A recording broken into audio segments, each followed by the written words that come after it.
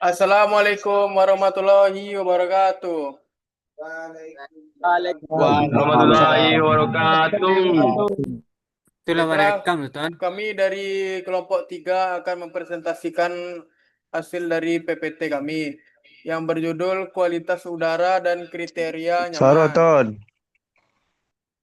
Baiklah, anggota kelompok kami yang beranggotakan yaitu saya sendiri, Hubul Watan Arpendi dengan NIM 230720039 dan Muhammad Rasid dengan NIM 230720046, Nabil Ladida Jamal 230720050, dan yang terakhir Fedro Stepana Putra 230720066. Eh, yang pertama, pendahuluan. Kualitas udara merupakan faktor penting dalam sistem pendingin dan pengkondisian udara. Tujuan utama menciptakan lingkungan dalam ruangan yang sehat, nyaman, dan efisien energi. Melibatkan pengendalian temperatur, kelembaban, sirkulasi udara, dan kebersihan udara. Lalu pengertian kualitas udara dalam ruangan atau indoor air quality atau IAQ. Yang pertama, definisi kondisi udara di dalam ruangan yang mempengaruhi kesehatan, kenyamanan, dan produktivitas penghuni. Yang kedua, faktor penentu, konsentrasi polutan atau CO2, debu, VOC, asap, dan sebagainya. Ventilasi udara segar, kelembaban relatif dan suhu, dan sumber pencemar dari dalam dan luar ruangan. Baiklah, selanjutnya dibacakan oleh Muhammad Rasid. Kepada Muhammad Rasid, dipersilahkan. Baiklah, saya akan melanjutkan dari Oton. Parameter parameter kualitas udara. Parameter suhu udara satuannya derajat Celcius. Contohnya 22 sampai 26 derajat Celcius. Yang kedua, kelembaban relatif. Satuannya persen. Contohnya 40 sampai 60%. Yang ketiga, kecepatan udara. Satunya meter per sekon. Contohnya 0,15 sampai 0,25 meter per sekon. Selanjutnya CO2. Satunya ppm. Contohnya kecil dari 1000 ppm. Yang selanjutnya partikulat PM2,5. Satuannya miogram per meter kubik.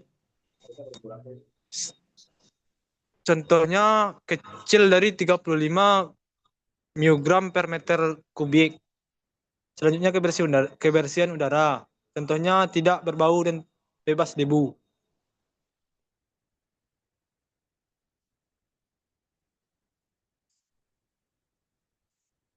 Kriteria kenyamanan termal. Satu, kenyamanan termal, yaitu kondisi di mana seseorang merasa puas terhadap lingkungan termalnya. Yang kedua, faktor yang mempengaruhi. Pertama, suhu udara. Yang kedua, kelembaban relatif. Yang ketiga, kecepatan udara. Yang keempat, radiasi panas dari permukaan sekitar. Yang kelima, aktivitas manusia, metabolisme. Yang keenam, jenis pakaian atau insulasi. Selanjutnya akan dibacakan oleh Pedro Stefano. Selanjutnya indeks kenyamanan termal. 1. PMV. Predicted Mean Fault. Menunjukkan tingkat kenyamanan rata-rata penggunaan skala kurang 3 sampai plus 3. 2. PPD. Predicted percentage of dissatisfied. Persentase orang yang tidak puas. 3. Nilai ideal. PMV, PPD 10%. Upaya meningkatkan kualitas udara. Pertama, ventilasi alami dan mekanis yang cukup. Kedua, pemeliharaan filter dan saluran udara secara berkala. Ketiga, penggunaan sistem pendingin dengan kontrol kelembaban. 4, pencegahan sumber polutan dalam ruangan. 5, pemantauan rutin terhadap parameter IAQ. Selanjutnya akan dibacakan oleh Nabila Ida Jamal. Ya, babunya. Ya, saya lanjutkan. Dampak kualitas udara buruk. Gangguan kesehatan, sakit kepala, alergi, iritasi mata, si- city bleeding syndrome, penurunan produktivitas dan konsentrasi, kerusakan peralatan dan meningkatkan beban pendinginan.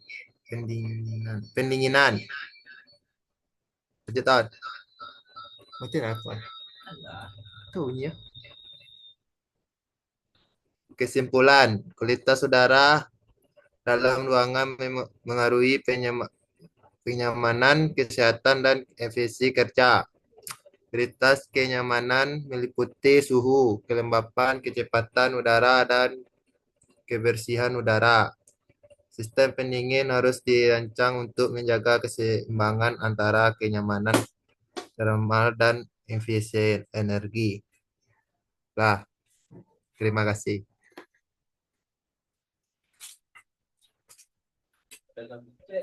Baiklah, apakah dari rekan-rekan sekalian ada yang ingin bertanya?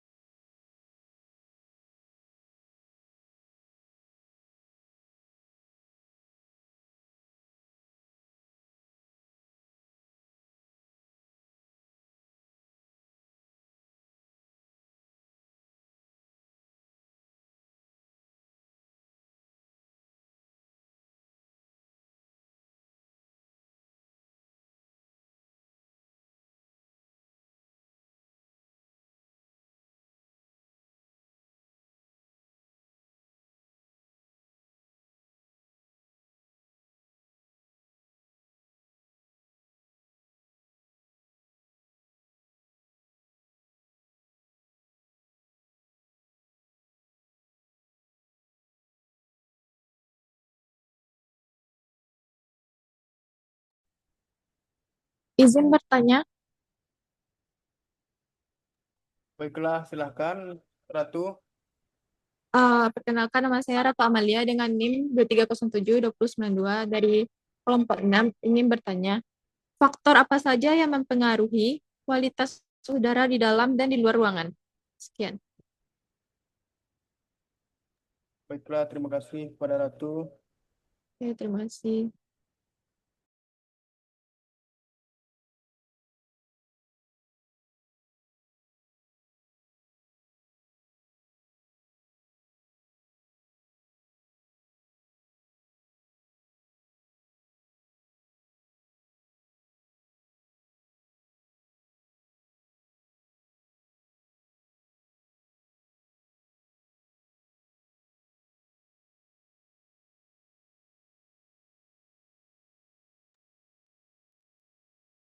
Baiklah, saya izin bertanya kepada kelompok penyaji.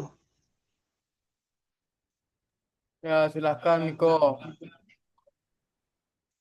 Apa saja strategi yang dapat digunakan untuk mengurangi konsentrasi partikulat halus dalam ruangan? Sekian.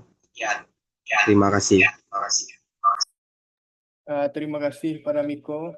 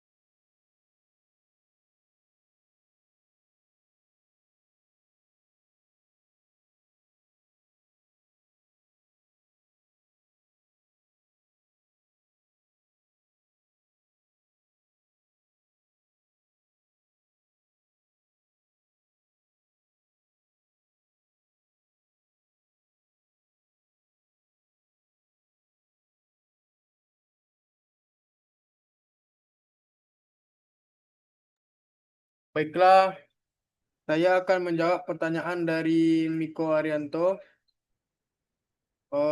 yang kedua. Kedua. Apa saja strategi yang dapat digunakan untuk mengurangi konsentrasi partikulat halus PM2.5 di dalam ruangan? Yang pertama, pengendalian sumber atau source control. Yang kedua, ventilasi yang tepat. Yang ketiga, filtrasi udara. Yang keempat, pengelolaan kebersihan ruangan. Yang kelima, pengaturan tekanan dan kebocoran udara. Yang keenam, penggunaan tanaman. Dan yang terakhir, perilaku penghuni. Baiklah, apakah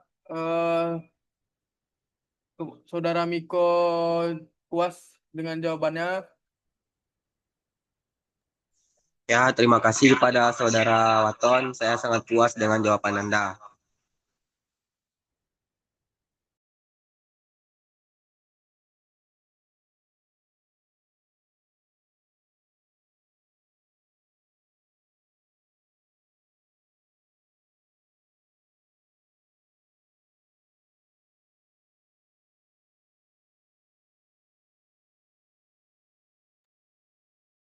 Baiklah, saya akan menjawab pertanyaan dari Ratu Amalia.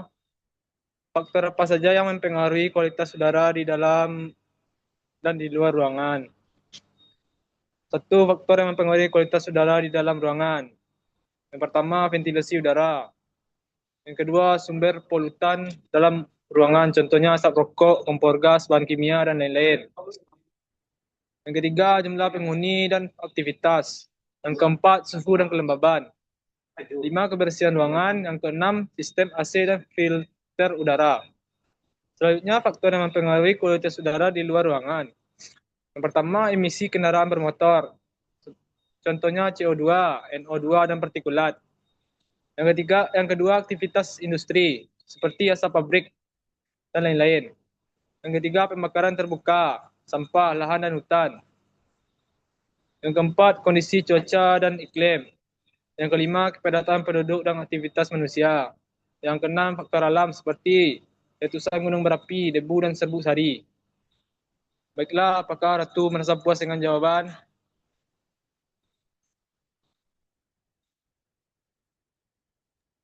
Puas. Terima kasih atas jawabannya. Baiklah, sekian dari presentasi kelompok kami. Mohon maaf bila ada salah maupun perbuatan. Kami akhiri. Wassalamualaikum warahmatullahi wabarakatuh. Waalaikumsalam warahmatullahi wabarakatuh. wabarakatuh.